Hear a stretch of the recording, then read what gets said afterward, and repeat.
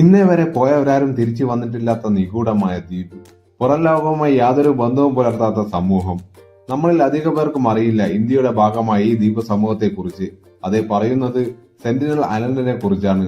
അൻഡമാൻ നിക്കോബാർ ദ്വീപ് സമൂഹത്തിൽപ്പെടുന്ന 60 ചതുരശ്ര കിലോമീറ്റർ മാത്രം വിസ്തൃതിയുള്ള ഒരു കുഞ്ഞൻ ദ്വീപ്.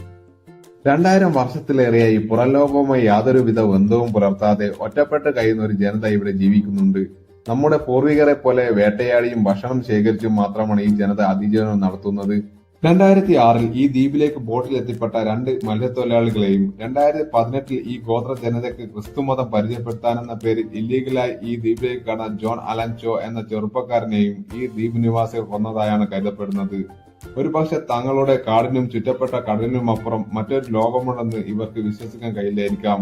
നമ്മളെല്ലാം അവരുടെ ശത്രുക്കളായാണ് അവർ കാണുന്നത്. കാലങ്ങളായി ഒറ്റപ്പെട്ടു കഴിയുന്നതിനാൽ നമ്മളെ അപേക്ഷിച്ച് അവരുടെ രോഗപ്രതിരോധ ശേഷി വളരെ കുറവാണ്. അതുകൊണ്ട് തന്നെ അങ്ങോട്ടുള്ള എല്ലാ പ്രവേശനവും ഇന്ത്യൻ ഗവൺമെന്റ് നിരോധിച്ചിട്ടുണ്ട്. അത് തന്നെയാണ് നമുക്കും നല്ലത്.